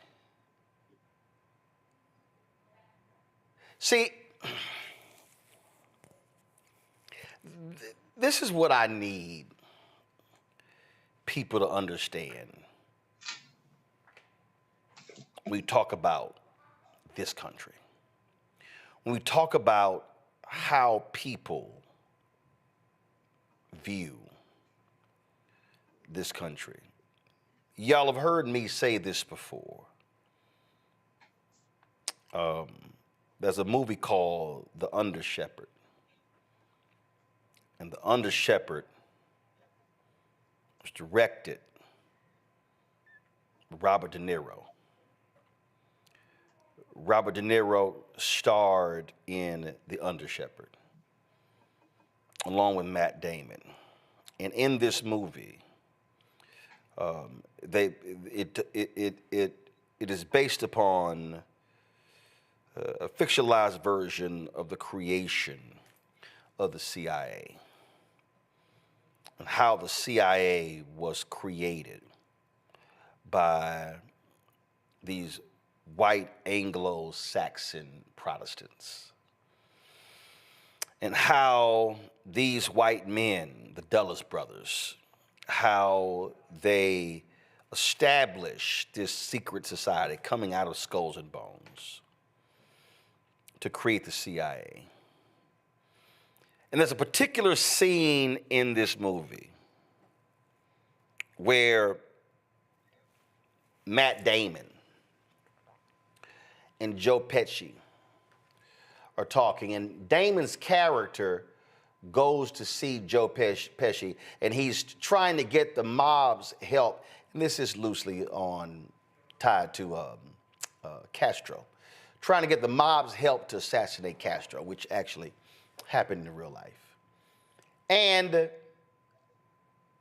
in the scene, they're talking, and Pesci poses a question. He poses a question to Matt Damon. And in this exchange, if you want to see what America is all about, if you really want to understand what these people actually think about non-white people, we played for y'all, I guess it was last week or maybe 2 weeks ago. We played the clip of J.D. Vance, where J.D. Vance was talking about these European values. Oh, and if you come in, you got to have the right, view of America. See, people like him. See, I know somebody may be saying, "Oh man, that dude was a racist there." Oh yeah, he's a racist. But understand, the racism that he is projecting, that racism is coming from a particular place. And for these people, how they view this nation, they view everybody who is not white as other. They don't view black people. They don't view Latinos, and they don't view Muslims. They don't view any of these people as full Americans. No, their view is, you ain't one of us. See, that's why they are so quick to tell us, go back to where you came from. That's why they're so quick, you don't like it, you can leave. They love using that language because, see, in their minds, this is theirs. In their mind, this is all theirs. That's how they view this. I'm gonna play this clip in a second. But that political says that's how they view. This ain't out of the ordinary. This is how they behave, and there's no shock that Marjorie Taylor Greene was attracted to that. Well, they have something in common, so we can't be surprised about that, Roland. They have a lot in common, them too. Remember when David Perdue said that to Stacey Abrams when she first ran, I think, for governor? And remember, I don't know if you all know, but Abraham Lincoln, after the war, he told, black folks, hey, you go back somewhere. I forgot what he said, go back to. No, actually, Abraham wanted. Listen, it was Liberia. That was Liberia, and he held that view because he said that I just don't believe that these two sides are going to be able to get along, and so he articulated shipping black folk back to Africa. Right. Yeah. But it's funny, but this was after the war, right? Like this was after the war, he says that. Well, we don't need y'all anymore. But like they said, like they responded, no, this is our country. This is where we're from. And beneath is our ancestors. It's our ancestors. So, I mean, I would have said something. I'm pretty sure I wonder if this was during Ramadan, because that just ended. But I would have looked at his ass and I would have said, I will go to my country when you take your ass to your country first. That's what I would have said. See, it reminds me, puzzled because he doesn't have a damn country. Eugene, it reminds me of Patrick Bet-David when I was on his podcast and he tells me, well, why do I go back to my neighborhood and fix things? And I'm like, looking at him going, your ass ain't even from here. Why don't you take your ass back to Iran? Yes, I saw that. Listen, it's the audacity and caucasity, right? You know, they say, you know, to the point of MTG's, I guess, husband, ex-husband, they say, you know, there's no more reflection of who you are than the person you decide to marry, because marriage is probably the ultimate business. You know, that aside, the audacity and the caucasity. These folk that, you know, think that they just have infinite dominion over wherever they are and over whomever is around. You know, black folk, native folk, you know, folk of color built this land, point blank period, and are still building this land, point blank period. And the thing is this, yeah, like I said, I'll go back to wherever when you go back to wherever. But at the end of the day, the result that neither of us are going to go anywhere. So, you know, you could just stay your happy ass over there, away from me and my people, and we call it a day. Keep it civil, keep it peaceful. Well, I just want, you know, again, you know, we know who these racists are. We know what they sound like. We know how they think. We know how they act, how they appear. We know all of that. But Zabor, to sit there and watch this man just attack them because they have a different religion, when, fool, we have freedom of religion for a reason. No, but it just shows you their lack of respect for the Constitution. When No. They don't. They love the second. They can't stay in the first. No, it's so. They love the second. They don't like the first.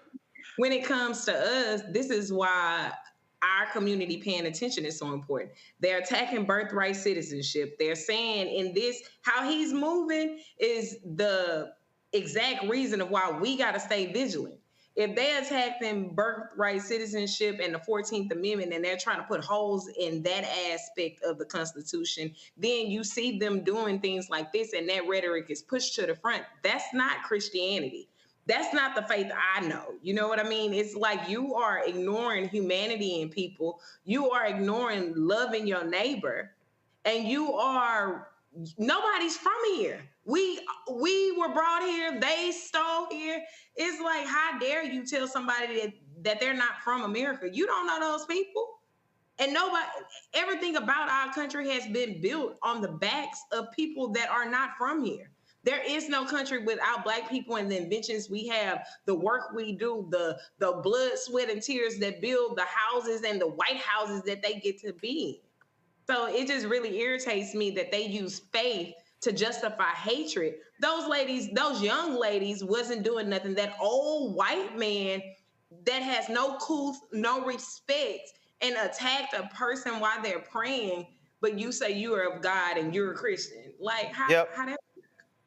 So the movie is The Good Shepherd, and I'm telling you, if y'all are looking for an example that encapsulate America in 1 minute and 7 seconds, and actually, if you actually edit it, it's really 47 seconds. It's this. The government's about to deport you for certain activities. I'm in this country since I'm 2 months old. Does that make me Italian? I'm American. They're trying to send me back? I could have the deportation order reviewed. Have you classified as highly sensitive for national security? I could take the government off your back if you can help us. Usually the guys that scare me. You're the people that make big wars. No, we make sure the wars are small ones, Mr. Palmer. Let me ask you something. We Italians, we got our families and we got the church. The Irish, they have the homeland. The Jews, their tradition. Even the niggers, they got their music. What about you people, Mr. Carlson? What do you have? The United States of America. The rest of you are just visiting.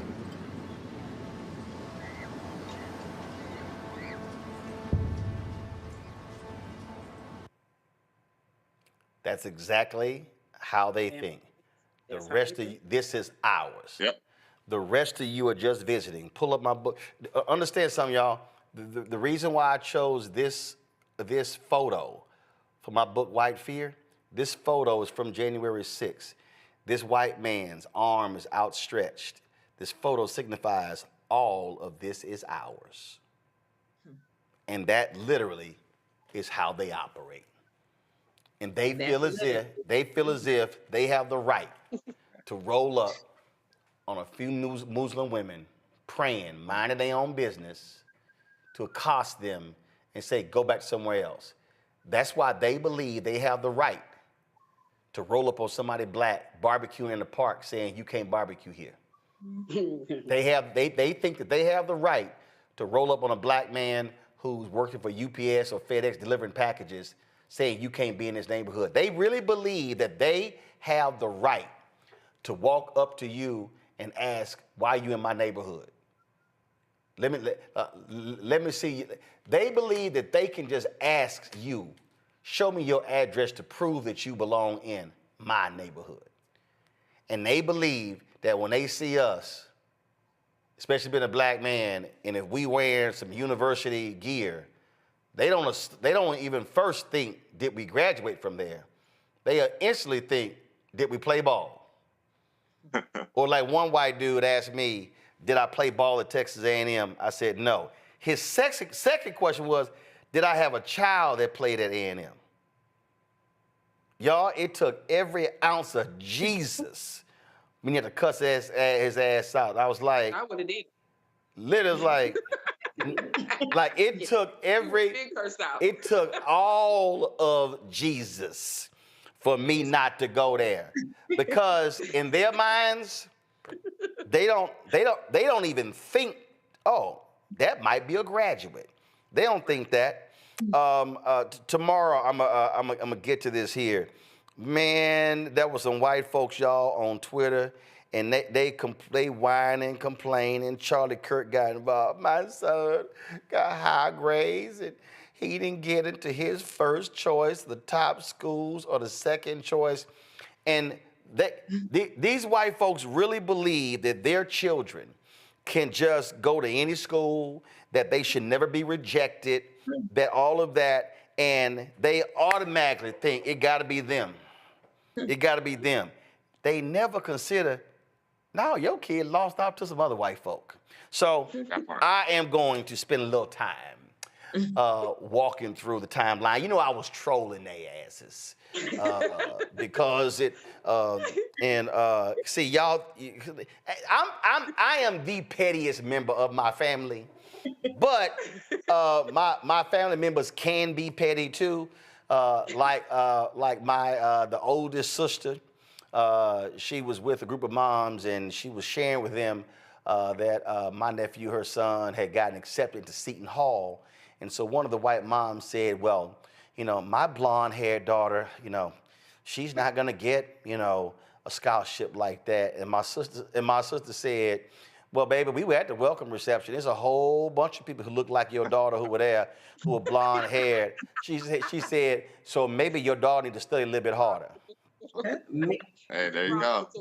Meritocracy, right? They gotta work harder. They gotta pull themselves up by their bootstraps, right? This is a meritocracy. We don't care about DEI. That's what they say, huh? Until they realize they are the DEI hire, right? They the ones that are not qualified. They are the they not even DEI hires. See, you could be a so-called DEI hire. You still got to have a resume. Yep. Oh no. They are absolutely white privilege hires. It don't even matter. So I had a ball just hitting them back, and I'm saying all of you should be downloading Scarface's song "No Tears." What you know about that? I'm sorry. I'm sorry. Where is Scar? Where? Hold on. I'm confused. I'm confused. Wait a minute. Somebody act. Wait, you gonna actually say? This kind of girl, you know, you from the other side. How you gonna sit here and say what I know about Scarface's Scarface? What say about it? I'm on a show and I just mentioned your song "No Tears." You hear me? That's your favorite song. You always listen to "No Tears." Dude, and I mentioned it, and one of my panelists go, "What you know about that song?" Y'all, he called Scarface, y'all. First of all, was she no tears in the end? And what she don't understand, I'm so petty. I played golf with Scarface, y'all. Scarface was talking a whole lot of trash. And I played golf with Scarface, and I was beating him. And you know what I put on for him? No Tears. He said, "You hit me with my." He said, "You hit me with my own damn song." I just tell him. All right, my brother. I'm gonna hit you back. All right, baby. All right, peace. That was so bad. Baby, don't ever. I don't know who you thought you were talking to. I said, y'all, he called Scarface. I mean, I was just checking your temperature, seeing where your head was at. Right? Baby, I'm the last one you ever want to check. I know. I stand corrected, no problem. No, baby, this the super phone. I ain't mad at it. You throw some names out, I can FaceTime in them heartbeat. I'm just letting you know. So I am the last one. I'm the last one you want to say that to. All right, we got to go. I am dead on that one. Somebody said. That's later in the night. They in the chat said, "Girl, you lost that one." Quickly, right? Yes, she did. Fast. Whoever said it in the chat, yes. Another dude said, "Man, he got dude on speed dial on them folks." Speed dial.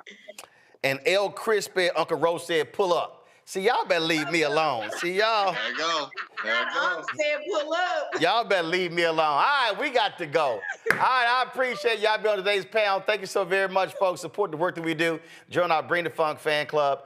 Cause see, ain't nobody at MSNBC, CNN, Fox News, ABC, NBC, CBS gonna call Scarface live on the show. They ain't gonna do that. They ain't gonna do it. When we had Rolling with Rolling, go watch my Johnny Gill interview. And he mentioned that he wanted to do a gospel song with John P. Key. See, he never met John P. Key. Boom. Go ahead and watch my Matty Rich interview when he said in 20 years he never got a chance to thank Spike Lee. And boom. Man, I can be here all day. Anyway, y'all support the work that we do. Join our via Cash App. Use the Stripe QR code. It's right here. If you're listening, go to blackstarnetwork.com to check it out. And if you want to contribute via Cash App, also, if you want to send a check of money or to make it out to Roland Martin Unfiltered, please. Not Roland Martin, not Black Star Network. Please make it out to Roland Martin Unfiltered. Send it to P.O. Box 57196, Washington, D.C. 20037-0196. PayPal, R. Martin Unfiltered. Venmo, RM Unfiltered.